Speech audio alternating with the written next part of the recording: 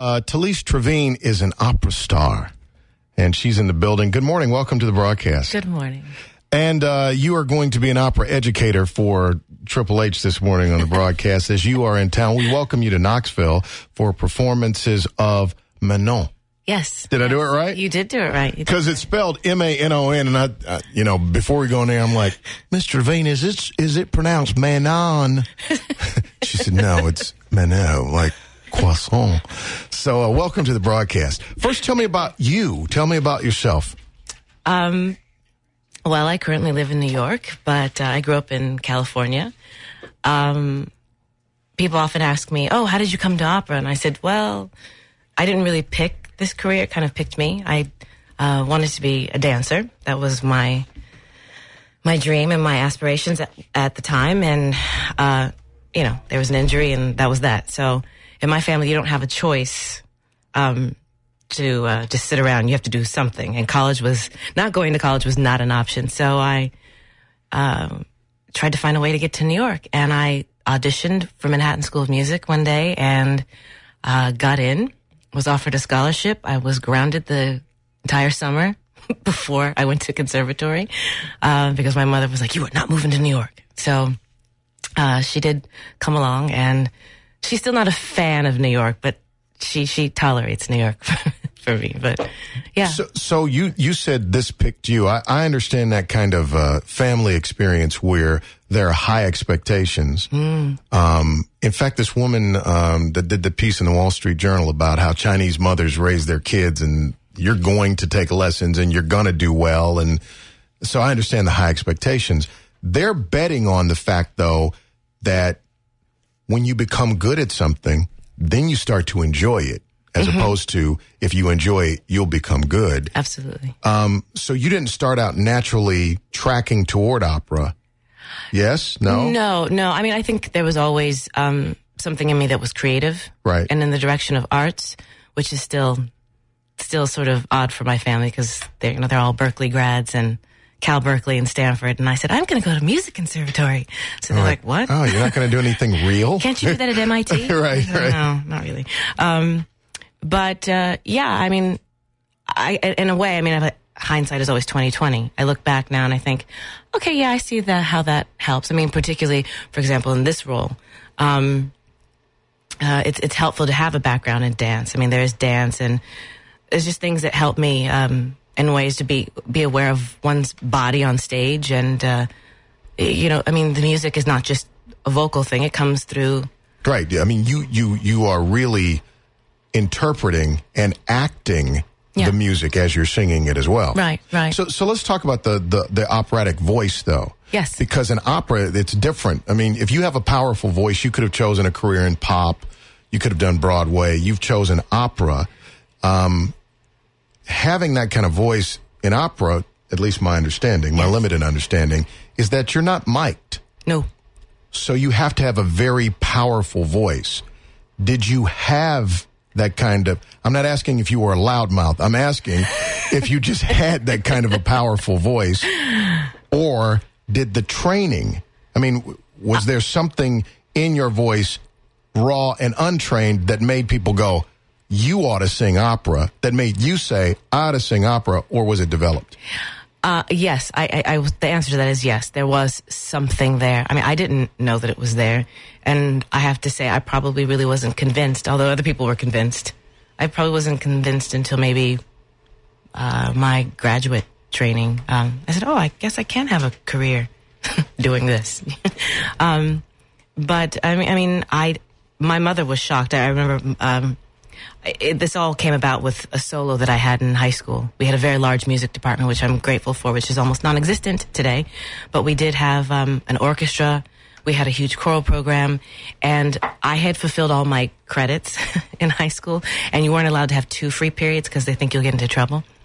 So I was looking for an easy elective, basically. And I thought, I'll pick the choir. That's, I'll show up, sing a little bit, and then go. No homework, nothing.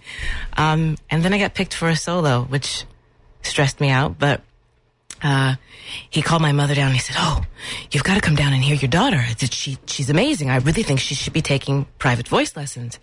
my mother was like, yeah, okay, we've built the homecoming float. She's homecoming queen, class president, cheerleading, captain of the we're not spending any more money. Yeah, what That's else? It, Right. You know?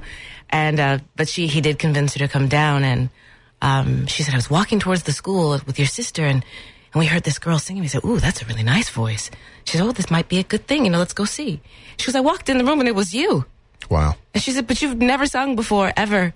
Not in the car, nothing. And I said, I don't know. I just, I know there's just something about the classical music that moves me. I wasn't foreign to the orchestra and things like that. I mean, being a dancer. Right. It was not something that was, but singing was new to me. But I'd never thought that I could find as much pleasure singing as I did dancing. So. Let's do something here. By the way, if you're just joining us, it's 9:47, and my guest is Talise Trevigne, and she's performing with the Knoxville Opera Company in performances of Manon on February the 11th and 13th.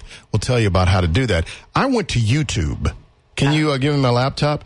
And there's some video of you singing on YouTube. Okay. I'm going to play a little bit of the audio from this video so you get just a little bit of a sense.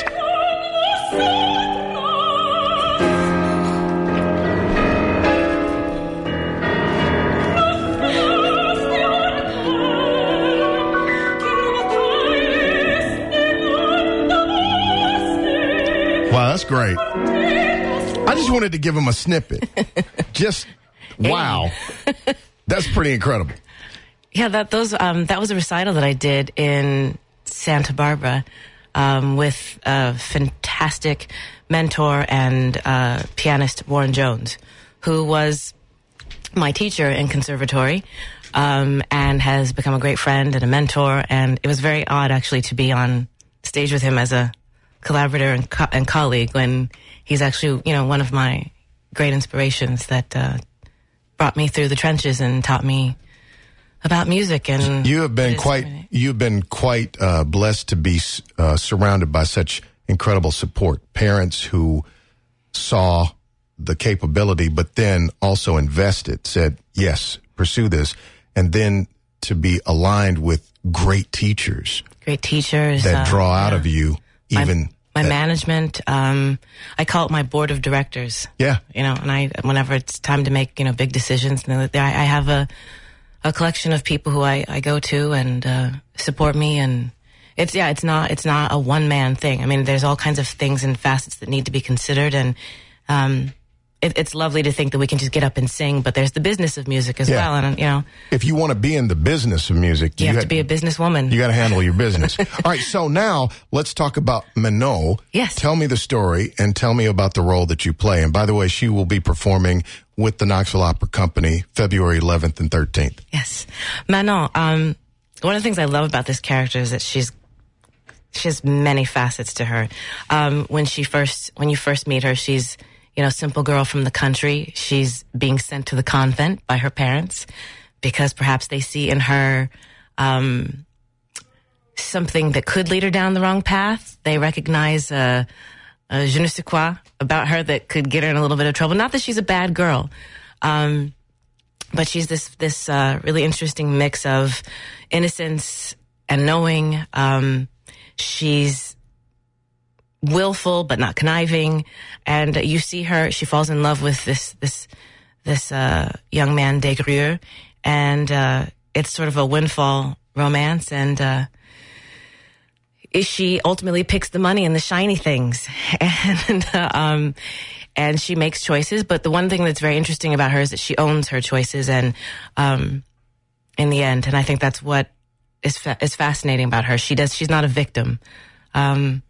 And their love affair. It's some of the greatest music that you will ever hear, I think. I think that's the powerful thing about opera is that it's a musical experience that is so immersive. So we're inviting you to come out and hear Talise Trevigne with the Knoxville Opera Company. Details on tickets at knoxvilleopera.com. Thank you for coming by this morning. Thank you for having me.